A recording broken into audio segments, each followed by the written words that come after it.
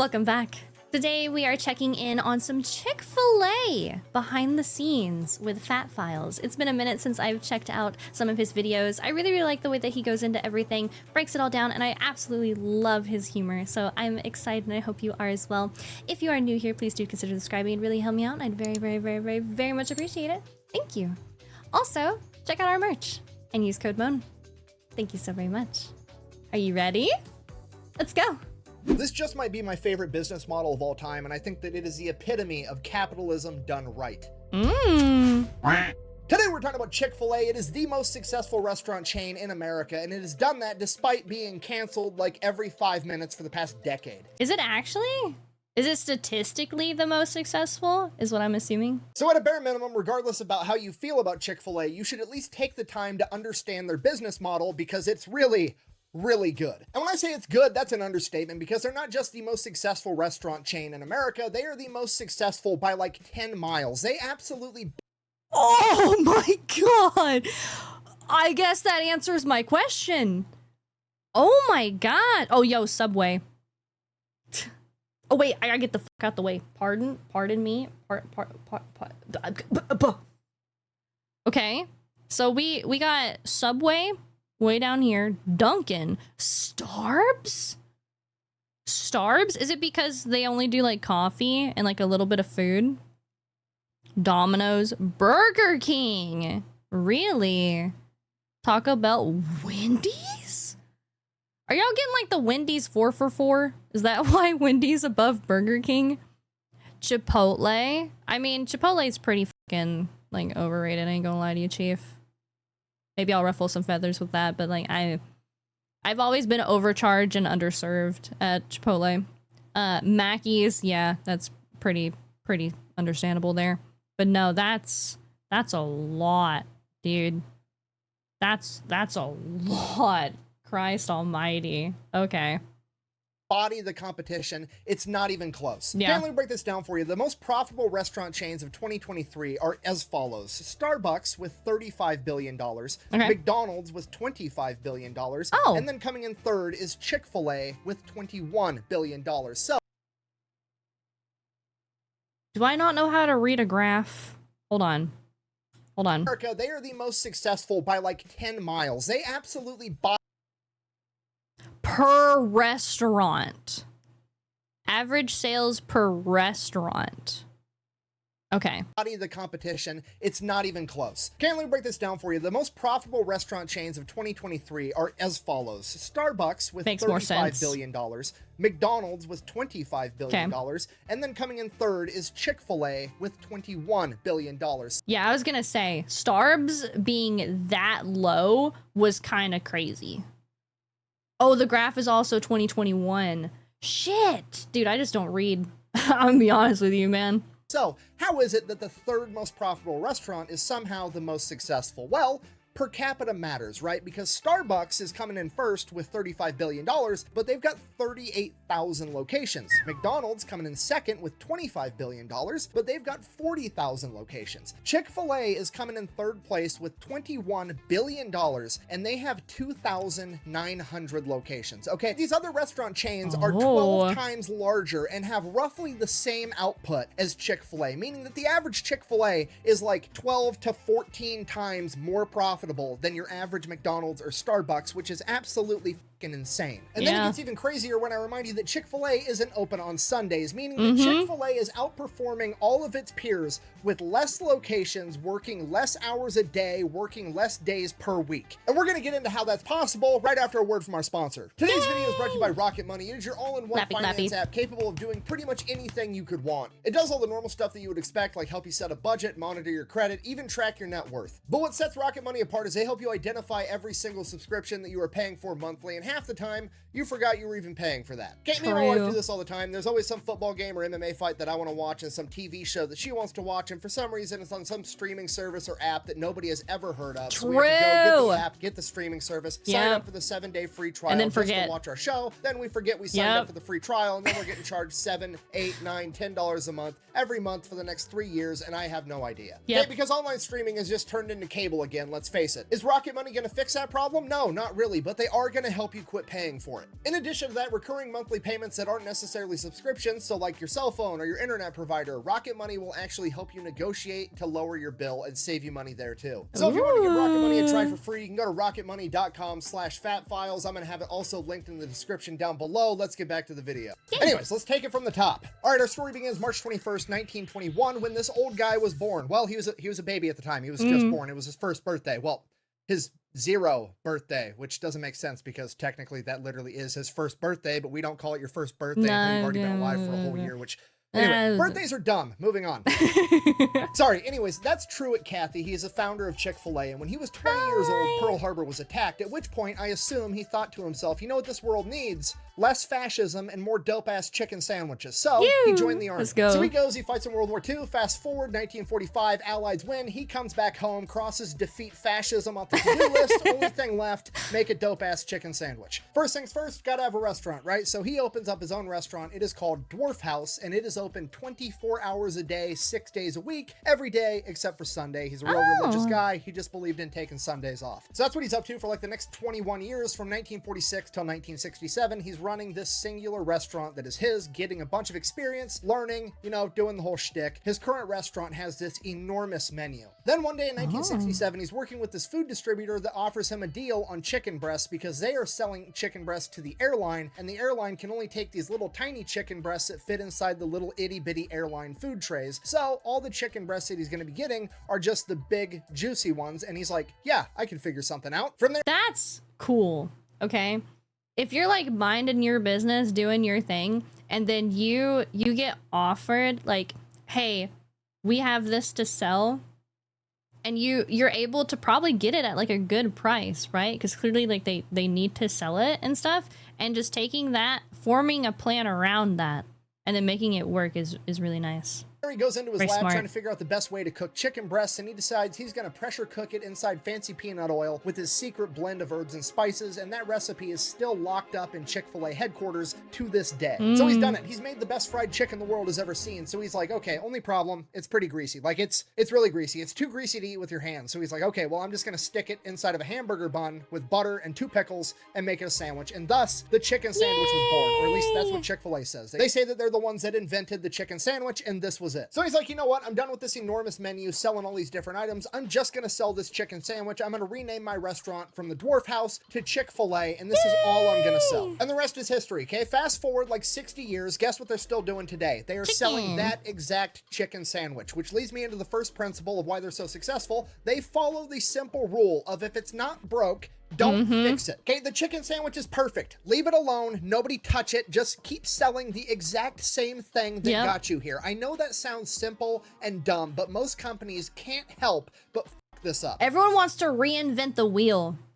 And I'm be so honest, okay? There are certain things that are like crazy, you know, I don't know, just, I swear to God, like you were on a trip and you came up with this like food item, right? Sometimes they work. Sometimes they're really good. But oftentimes you just make the dumbest, most disgusting stuff just for it being different and quirky. Like, how many times have you guys seen like a food promo for something that makes no sense? Or it's like a chain that does like one thing really, really good, and then they decide to like try and adopt something else.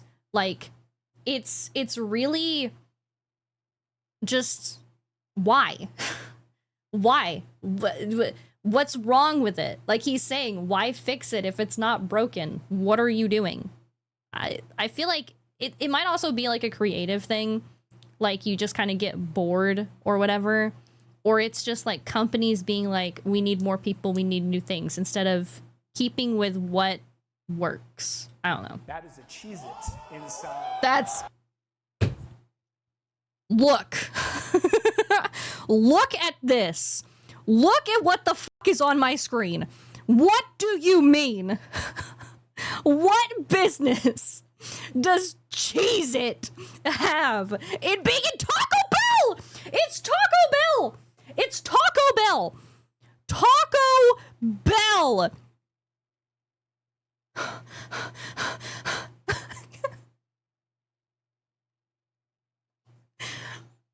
invited, bro? Who? That shit is fire. I don't want to hear it. You are a paid actor.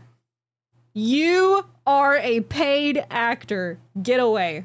16 times the size of a regular Cheez-It, I present to you the Cheez-It Crunch Wrap. No. Okay, and I can give you a real life example why changing shit up and having promotional items all the time is a terrible idea. I used to eat Doritos all the time. Then one day, Doritos came out with this new flavor called Buffalo Ranch Doritos Jacked, and they were the best Doritos on the planet by like 10 miles. And I probably ate a bag of them every day for several years straight. Then one day, they just disappeared and they quit making them, seemingly for no reason. I can only assume it's because it was driving down the sales of all the other flavors because they were the best Doritos ever. And now, guess what? I just don't eat Doritos anymore because every time I eat a normal Dorito or a Cool Ranch Dorito, you're reminded of what could have been, or a sweet chili Dorito, I go, oh, it's like a shittier version of Doritos Jacked Buffalo Ranch, and I don't even like it anymore. Okay, because you gotta realize, people are creatures of habit. I would have habitually eaten a bag of Doritos Jacked every day till I died if they gave me the option to, but they took Doritos Jacked away, then they essentially broke my habit for me, and I just never went back to eating normal Doritos, okay? So, it was a giant mistake to have the promotional item in the first place, because if they didn't have that, I probably would have just kept eating normal Doritos for the rest of my life.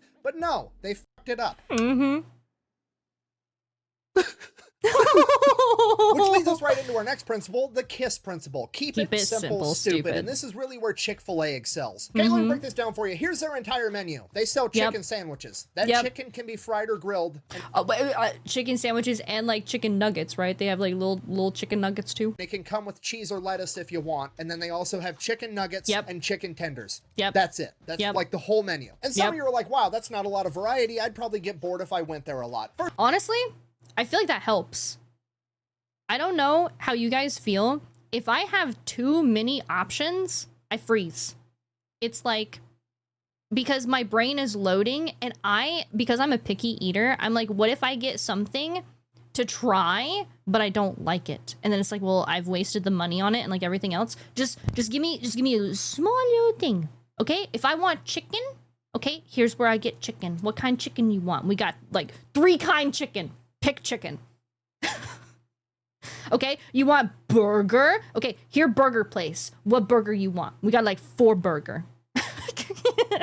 It helps. It helps a lot. First of all, unlikely it's the best chicken sandwich on the planet. Secondly, even if you did get to the point where you're like, you know what? I don't want a chicken sandwich. Cool. Then don't go to Chick-fil-A, okay? If you don't need plumbing work done, don't call a plumber. But if you do need plumbing work done, you call a plumber. And if you want a chicken sandwich, you go to Chick-fil-A because it's the best chicken sandwich, okay? There's nobody on the planet that's like, man, I would really enjoy a chicken sandwich right now. And they pull up to an intersection and there's a McDonald's right next to a Chick-fil-A. 0 people on the planet are gonna go to McDonald's for that chicken sandwich. This sounds like me with a burger, right? If I want a burger, there's 2 options, but 90% of the time, there's only one option because it's Burger King, okay? If I want a burger, I'm getting it from Burger King. If I want a fancy kind of overpriced burger, I'm getting Five Guys, okay? But primarily, there's like one choice for burger, at least for me personally. Okay, none, nobody. Chick-fil-A has picked its arena of battle, and when it comes to chicken sandwiches, they are the undefeated heavyweight champion. Which honestly is exactly how you should tackle pretty much anything in life, okay? Pick the one thing that you want to excel at and just be the best in the world at it, and you're gonna make way more money than anybody else, okay? Let me break this down for you. Every person that you've ever looked up to, pretty much ever, you've admired for the fact that they are the best in the world at something, or they excel at one thing in particular, okay? Michael Jordan hasn't played basketball in decades, but everybody on the planet knows who Michael Jordan is because that motherfucker was the best at playing basketball. Okay, you've never had a role model in your entire life where you're like, wow, I really look up to this person because they're pretty mediocre at a bunch of random shit. Mediocre. Okay, so picking the one thing that you want to be the best at and pursuing just that is a good strategy for pretty much anything. But when it comes to restaurants, it is uniquely awesome. And here's why. Picking one type of food to be the best in the world at makes the menu smaller, and making the menu smaller not only makes your employees better and the food better, it makes the customers better. Because the menu is small, customers are going to have less things to choose. They're also going to have less things to remember. So after you've been to a Chick-fil-A like twice, you know the entire menu. And even if it is your first time there, there's less things to choose. So you're going to pick one quickly, and then you're going to move it along. That means the lines are moving faster. You don't have people standing there looking up at a menu with 10,000 different items drooling on themselves, desperately trying to figure out what they want. No, it's like Aldi. You have one option. Pick it and move it along. Okay, so now, not only are you getting a delicious chicken sandwich, you're getting it even faster, improving customer satisfaction. And there's still more to it, because now on the other side of the cash register back in the kitchen, there's less items on the menu. That means that there's less variables, and less variables almost always leads to less fuck-ups. So not only are you getting a delicious chicken sandwich, you're getting it fast, and you're getting it how you wanted it to be in the first place, okay? Customer satisfaction is through the roof. Okay, and at this point, some of you think, surely I'm exaggerating, and having a smaller menu can't make the business that much better. But you're wrong, and we're gonna go over McDonald's menu together, and I will prove it to you. All right, McDonald's menu, let's see what we got going on here. First off, we have the Big Mac, and then we have the Quarter Pounder. First question right out the bat, why do we have the same type of meat with different sizes of patties? Okay, go with the smaller patties, and then if they want more meat, just give them more patties. Don't have different sizes for no reason. It's more variables, and somebody's gonna fuck it up eventually, okay? Because me, the fat guy on lunch break while I'm at work, orders a double Quarter Pounder with cheese, and then they accidentally give me normal Big Mac sized beef patties. I'm gonna be sad, and then I have to get my burger remade, and it slows down the whole world. Okay, next order of business. Why do some buns have sesame seeds and some don't? Okay, do I care about sesame seeds? No. Does any rational person care about sesame seeds on the bun unless they have an allergy? Absolutely not. But we all know that there's some Karen that's going to use that as an excuse to drive back around and go through the drive-thru again, bitch out the employee for 5 minutes because she's trying to get a free meal over it, okay? Now you've ruined the employee's day, you've slowed down the line, and you have to make more burgers, all because you can't decide whether or not you want sesame seeds on your buns, okay? Just make a decision. Okay, next question. What the fuck is the difference between a McDouble and a double cheeseburger? They look like the same exact thing. Oh, I see here. It's one piece of cheese. That's the difference. You have a whole different sandwich with a different name over one piece of cheese, okay? Is that really the only difference between a double cheeseburger and a McDouble? Is a piece of cheese? Yes! What's the price difference? Is there any price difference between a McDouble and a double cheeseburger? Because if there is, it's like 50 cents, 75 cents. Oh my god. That's, oh my god. Price difference is 50 cents. That's insane. That's so fucking stupid.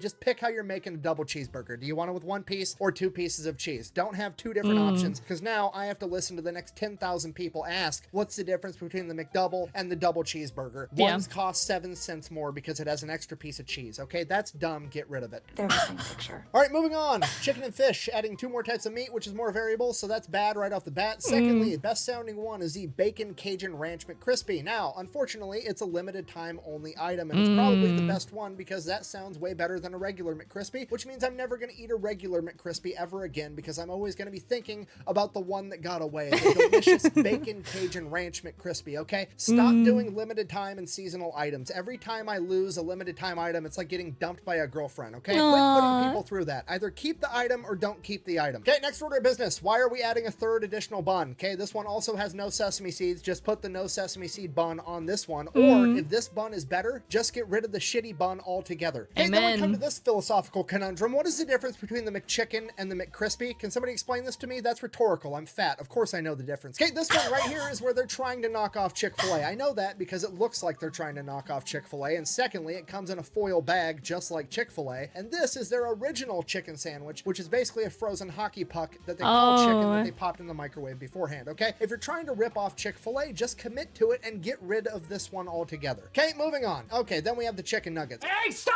it! Okay, so that's 2. Now we've got 10 for a total of 19 different items on their entree menu. Okay, now let's just go ahead and pop over to Chick-fil-A and look at a piece of art. Okay, 1, 2, 3, 4, 5, 6, 7, 8. 8 items. Damn. That's it. Okay. Now I'm going to ding them here because that is a different bun, clearly. However, I can see from here that that bun looks like it tastes like shit. So clearly it is a healthier bun somehow that's going with the healthier cut of chicken. So at least that makes sense. Very true. Okay. Like, I like different buns personally. I'm a sucker for like pretzel buns. Okay.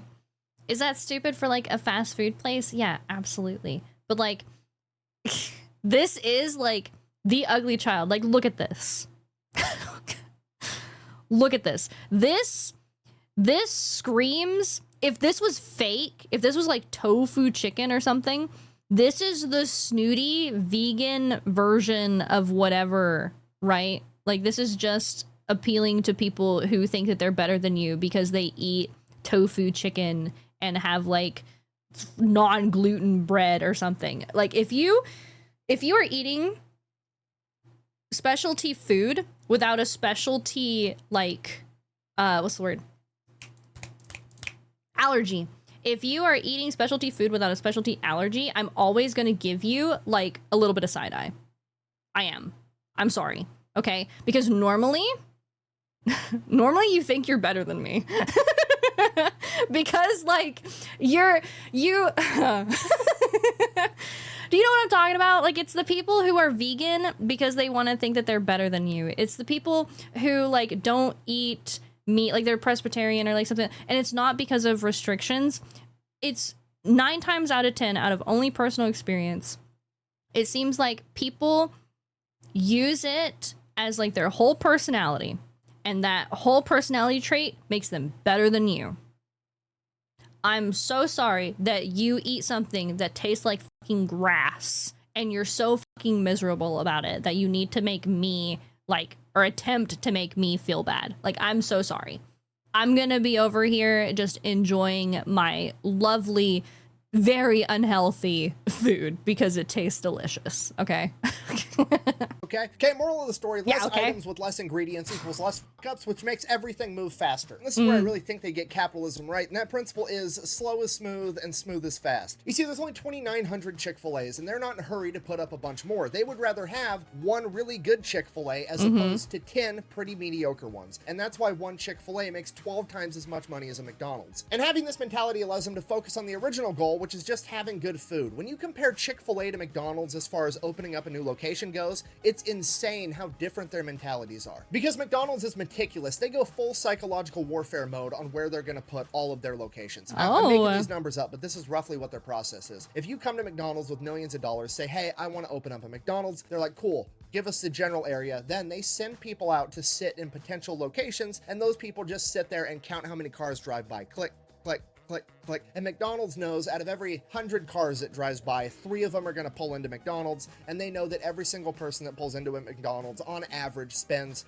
$12 or whatever. Before McDonald's even breaks ground on the new restaurant, they can predict within $10,000 how much money that location is going to make that year. Chick-fil-A, on the other hand, doesn't give a shit. They're going full Field of Dreams approach. If I build it, they will come, okay? They can't tell you within $10,000 how much money you're going to make in your first year, but guess what? They can tell you it's going to be more than any fucking McDonald's around. And because they grow so slowly, they're not like a normal franchise where just some rich millionaire dude can come up and be like, hey, I want to own a Chick-fil-A and never actually work there. No, Chick-fil-A owns every Chick-fil-A. They own all of it. They own the restaurant, the property it's built on, and all the equipment inside of it, okay? If you want to run a Chick-fil-A, you become an operator, at which point you get 50% of the profits of that restaurant that you run, okay? They are extremely picky about who they let run Chick-fil-A's. You almost always have to have worked there for an extended period of time and worked your way up. These people end up making over $250,000 a year, and they have to have a very, very small investment. I think it's like $10,000, and it's not even technically an investment. It's more or less a security deposit, because if this person goes to a different job or they retire, they actually get that money back, assuming that the restaurant that they were running is in good condition when they leave. What? What? What? What? to have worked there for an extended period of time and worked your way up. These people end up making over $250,000 a year, and they have to have a very, very small investment. I think it's like $10,000, and it's not even technically an investment. It's more or less a security deposit, because if this person goes to a different job or they retire, they actually get that money back, assuming that the restaurant that they were running is in good condition when they leave. What? No, okay. Oh my God, to like buy in, right? Essentially, let's just word it that way. Okay. That's probably not right verbiage. Don't correct me. Bear with me. You put in $10,000 to get into this position. That's your stakes in the pot. When you leave, when you change job, when you retire, as long as that restaurant, that location is doing well, you get it back.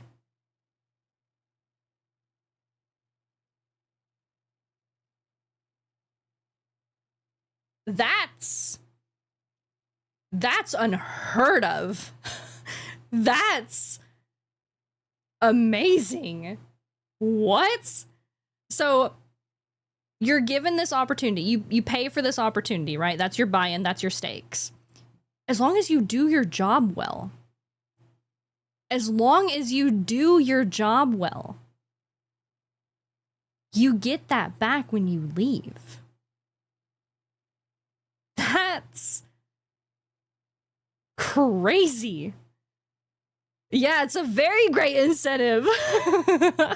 Oh my God. According to their website, like over 10,000 people every year apply to be an operator and run a Chick-fil-A, and they pick like maybe a couple hundred. They have a less than 1% approval rate for people going through an extensive interview process that includes writing essays, background screenings, and everything else. Now, obviously, there's pros and cons to this, just like everything else. One of the cons being, while you are the operator, you're technically not the owner, so you kind of always have that dangling over your head, like you're not actually the owner of the Chick-fil-A, you just run the place for somebody else. But at the same time, I think that it also incentivizes all the employees that work there, because there is actually a clear path of like success. There's a real career there where you can actually work your way up the ranks and start making hundreds of thousands of dollars a year, potentially at a job that you started when you were 16 years old working in high school. Okay, like I think it does a lot to the morale and the overall culture of an entire company to actually have a visible ladder there that people at the bottom can climb up to the top. Because I mean, let's face it, a lot of these restaurants, like, yeah, technically you could own a McDonald's, but also I think McDonald's charges $50,000 or $60,000 just as a franchise fee to open up the restaurant. Then you also have to pay for the restaurant. Basically, you need like between $2 and $3 million to open up a McDonald's. So as a person working at the cash register, that dream of potentially owning one, I guess technically is possible, but also highly, highly unlikely. And the problem with that is instead of getting people that work their way up from doing dishes in the back all the way to running the store, you just get a bunch of multi-millionaire assholes that want to buy 50 McDonald's so that they can make even more money while also not working. Whereas Chick-fil-A, it's really hard to get a single Chick-fil-A, and then if you prove yourself and you're really,